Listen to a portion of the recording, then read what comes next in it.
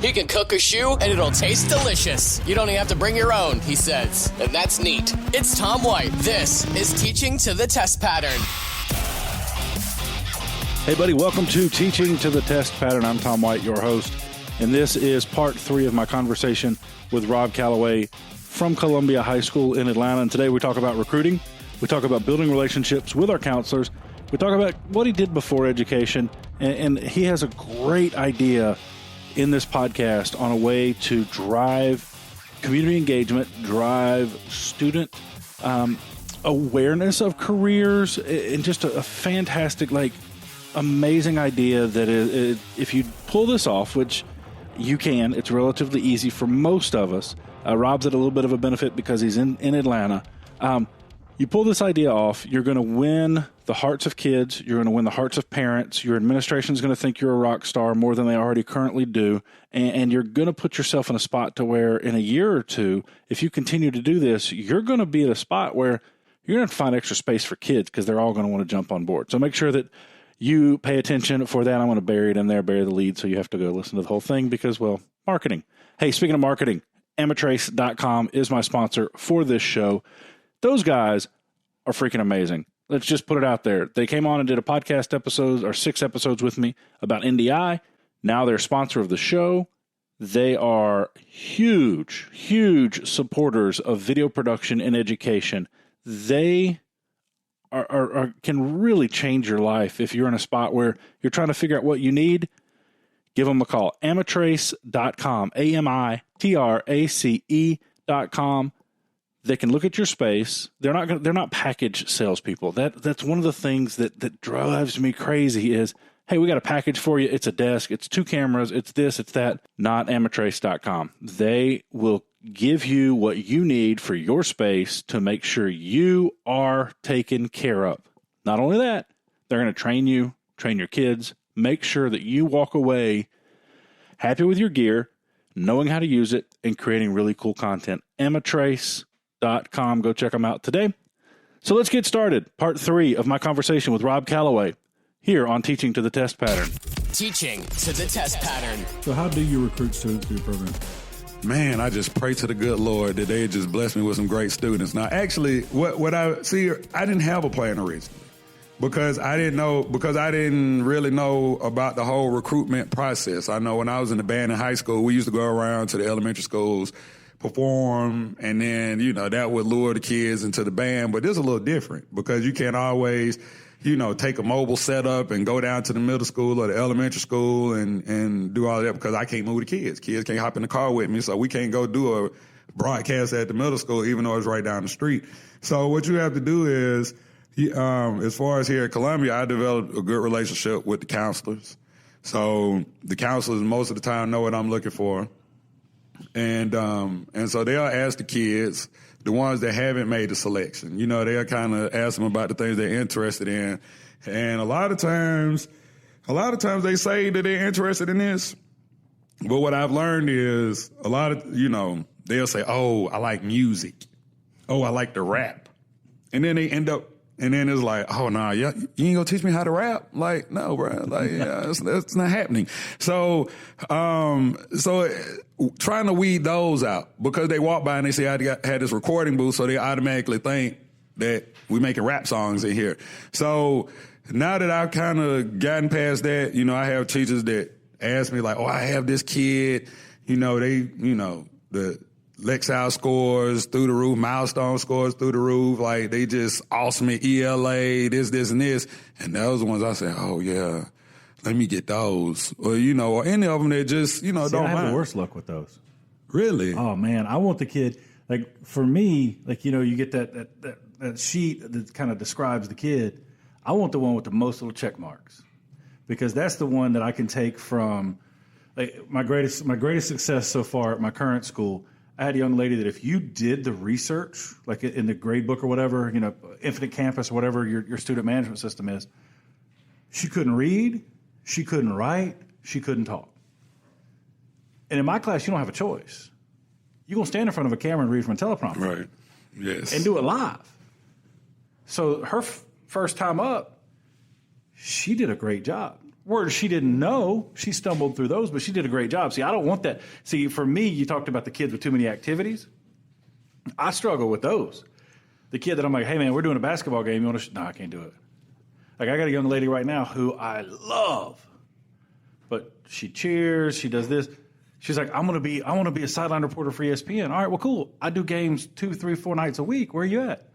I got cheerleading. Right. And it's like, oh yeah.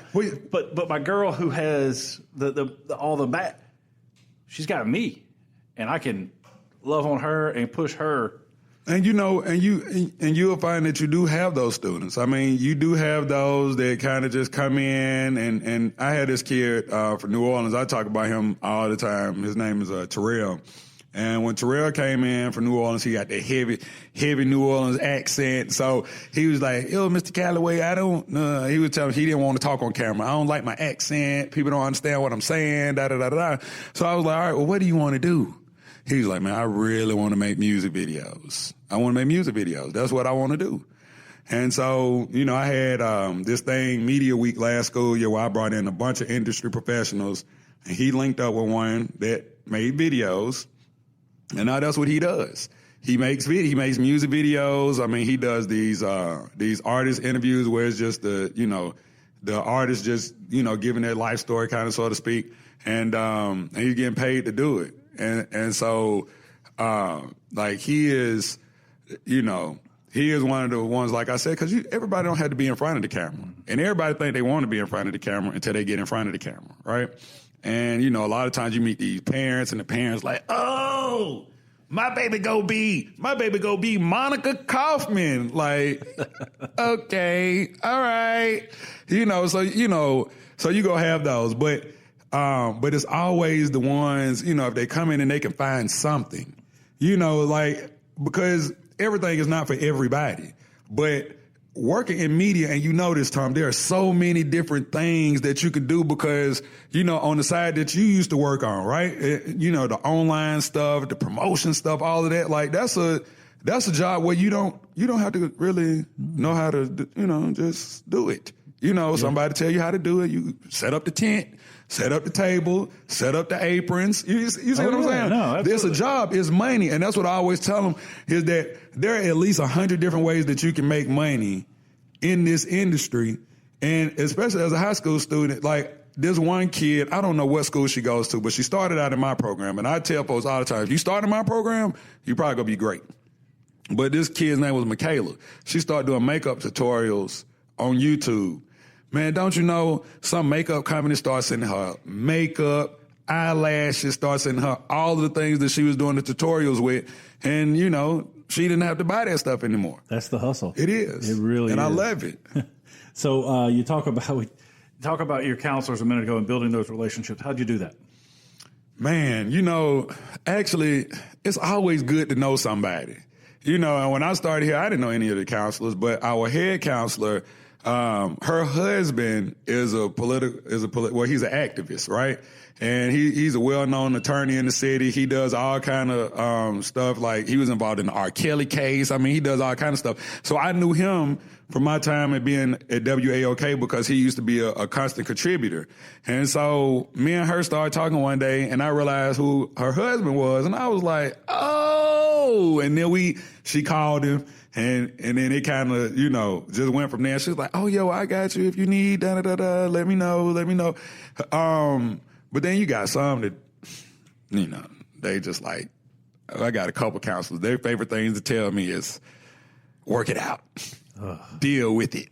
But, it is what it is. So I shot my counselor's wedding 2 months ago. No, this is what I'm telling you. Our head counselor, her and her husband, I did their wedding too. And this is what I'm saying. Oh, and our relationship, and I tell the other one, maybe y'all need to get married. Let me do it. Yeah. You know what I charged her? Nothing. But when I got that kid, that first 5-10 days that I need, they get them out. Yeah, they get them out. Hey, I need. Right. So the relationship with the counselors, it cannot be. It's priceless. And really, across the board with the other teachers. I mean, you run into situations where teachers take what you do for granted. But then there's other teachers that, man, they love what we do. Yeah, they do. Live studio audience. Right. Right. The day before break. Right. Probably not the best day for me to. Well, no, it's all good. This was the best day. No, this was actually the best day for you to come do it, bro. This was it right here. So, personal, what are you doing over break? Oh, man. You know what? I got a lot going on over break, man. You know, I still haven't caught up. You know, I was in New Orleans last weekend for the New Orleans Marathon, and my week has just gotten away from me, man. So, I mean, in a major way. So I got tonight I'm doing Thursday. I have one of my good friends, Rashawn Ali. She has a nonprofit, Sporty Girls Incorporated, where she helps young ladies that are involved in sports, right? They have a Reformation Brewery has done a special beer for Sporty Girls Incorporated, and so they're actually having a launch for that. So that's how I'm gonna kick off my break, is going to Reformation Brewery, right? Then I got my daughter tomorrow, Valentine's Day, you know, so we'll go out, me, her, and my girlfriend, we'll go out and do some stuff. And Saturday, I don't know, Tom. It's just a lot. The weekend is not even a weekend for real, man. And you know that because I see you working all the time on the weekend. So it's one of those things where I'll probably get in the studio. I'll probably have a couple spots to cut. You know, I got to do my own podcast tomorrow, my HBCU Report podcast. So it's a lot, man. You know, it's no rest for the weary, as they say. So we jumped in and never talked about what you did. We talked about how you got to teaching. Right. We never talked about what you did before teaching. So give us the dirty on that. Man, let me tell you, I tell folks all the time, Tom, that, you know, I was at a point where I really never knew what I wanted to do in life, right?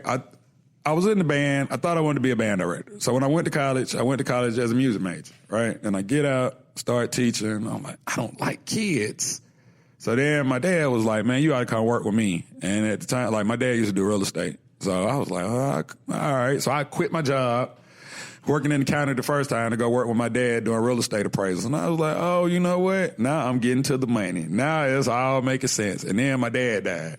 And I was like, I don't really want to do this without him. It's like, man, but what can I do? So I started just thinking about everything I wanted to do. And I was like, you know what? Radio would be really awesome right now. It would be really awesome. So I just started beating down the pavement, man, and ended up with my first radio job in Augusta at WFXA Foxy 103 Jams. That was my first job. I was working overnights and doing weekends and just doing anything I can. You know how it is when you first get into business, just anything you can. Couple radio stations later, I left the what they call the CSRA, the Central Savannah River area, South Carolina and Augusta. That's all it is. Left there, came back home, right? Started working at 680 The Fan, Sports Radio 680 The Fan. And then lo and behold, I got hired at what was Clear Channel, now iHeart. That's what me and you, that's what we hooked up. And, worked at CBS Radio, probably the longest. I think I worked there for like 10 years. So that was probably the longest I had been employed by any media group. And then I got that call.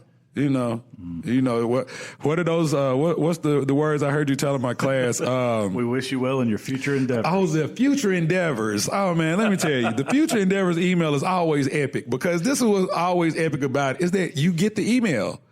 You get they don't turn your emails off until you get the email. And it's one of those things where, like I said at the beginning, man, I just never wanted to know that feeling again. And see, if you have some other stuff for yourself, if they do terminate you, then you can kind of be like, all right, yeah, I got to get up in the morning and go to work anyway, right? Yeah. But it's work for yourself, and then you start doing it a lot harder because you have a lot to prove to yourself. That's something that I don't think a lot of teachers understand, is that every day, no matter where you are in your radio career, you go take your wallet out or your key card out. In that moment, oh yeah, you gonna hold your breath every day. Like there is no education job where you feel that literally every day. I'm telling you. Or worse than that is if you don't get emails for like an hour. Are you think your email turned off? That's what I'm saying. People had no idea, the stress that media people go through, man. Because I remember I had a coworker. She actually does morning radio in the city now. Man, they were calling her in to terminate her, right? But before she got there, the IT dude had already deactivated her stuff. So when she got to the reader, it wouldn't open. So she just got back on the elevator and went back to the car and was like, oh, yeah, I tried to come in. The door wouldn't open, da-da-da-da-da. Yeah, I know what y'all trying to do, and it's illegal. Because, y'all can't do this without telling me first. Man, she ended up staying on at their radio station another 6 months because they couldn't let her go. So, it's a lot of stress, man. But this, without a doubt, is probably the best career decision I made. Teaching to the test pattern.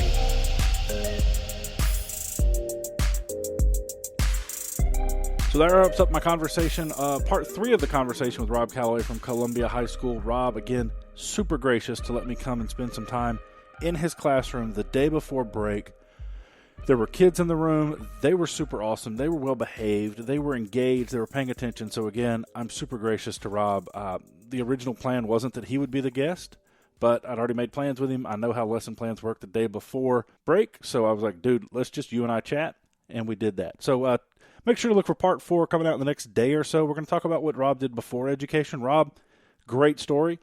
He worked on 2 very different ends of the spectrum when he was in radio. He talks about how his role in radio was to make people great or make people excellent, and how he's doing that with his students. We talk about what is greatness, that and a ton more. Thank you so much for downloading this episode. Make sure you look for episode 4 coming out in the next couple of days. And as always, go make some awesome. Teaching to the test pattern.